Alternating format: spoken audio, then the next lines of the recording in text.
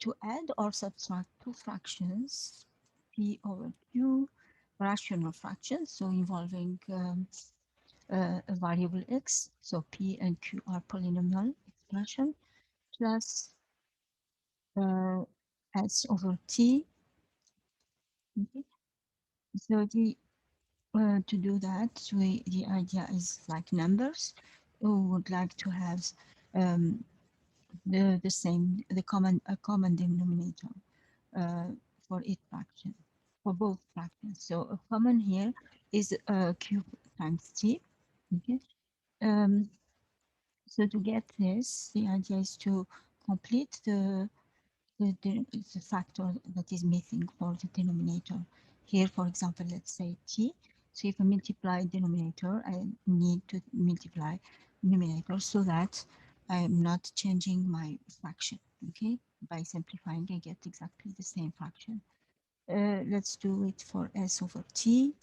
Also, we multiply by the missing term is q, multiply by q.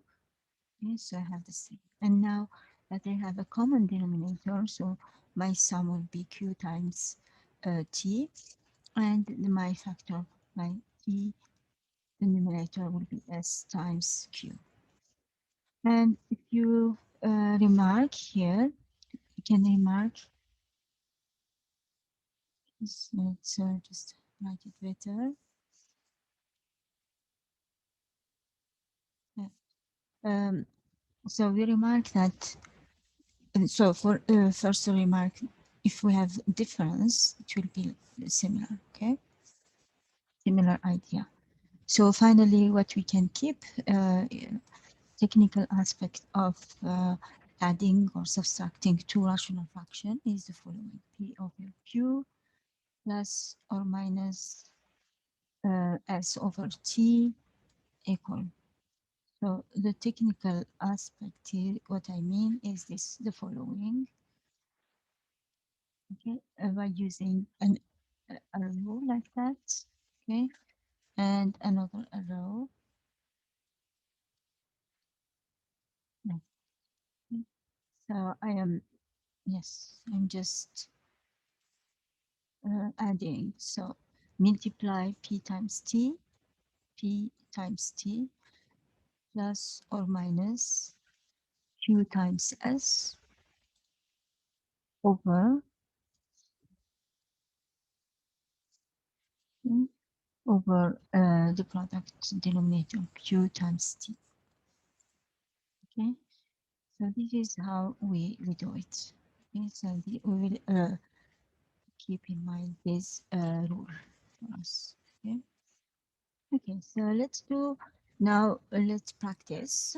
Let's practice on the formula on different situations. The first one, example one.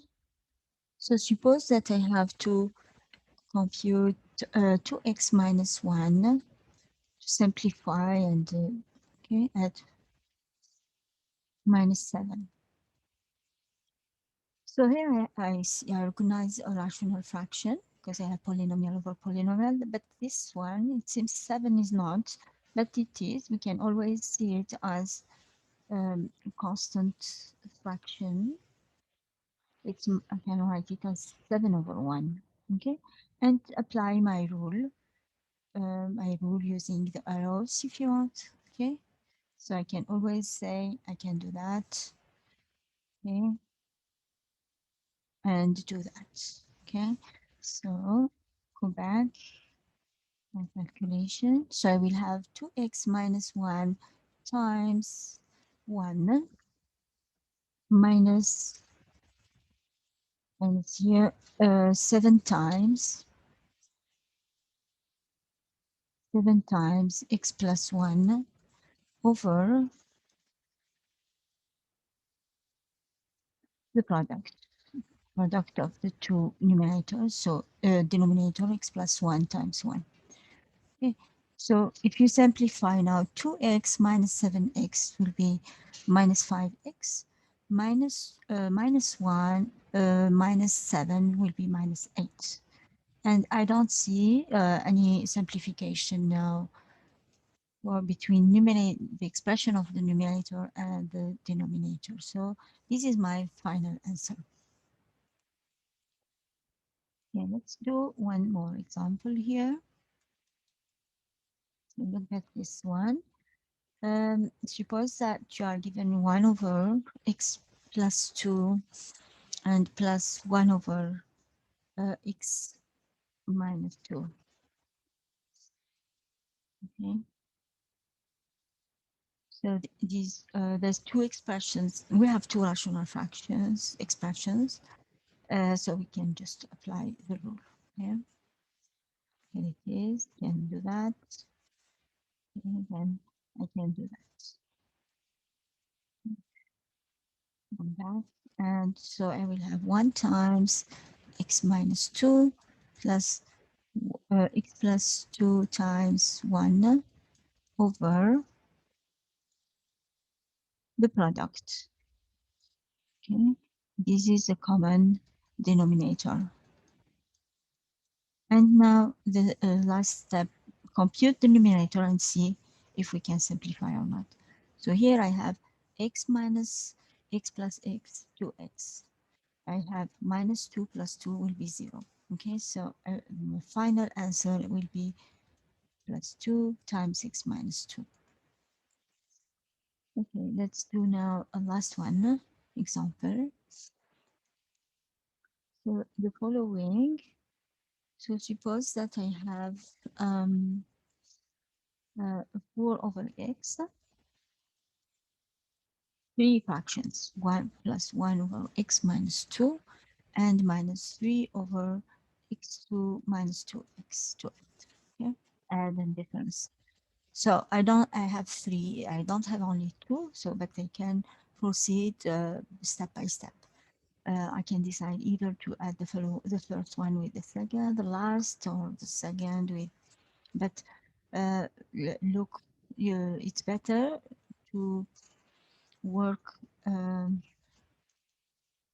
factor all the denominators. For example, here I see that I have x times x minus 2, which are the factors that are involved in the other fractions. So if I start adding the two first fractions, rational fraction, they will have a common denominator with x times x minus 2, which is the same as the third fraction. So let's do that. So let's work on okay, on this 2 first and do it. Okay. Yes. So we will have 4 times x minus 2 plus x times 1 over x times x minus 2 and minus 3 over x times x minus 2. And I have now the common denominator. I need just to develop numerator of these fractions. So I will have 4x minus 8 plus x. And then we can add the other because we have a common denominator. We can regroup these two. We can regroup these two terms under the same fraction, the common denominator. Okay, and yes, see now, let's do the calculation. 5x minus 11. So there is no common factor between numerator and denominator to simplify. So this will be my final answer.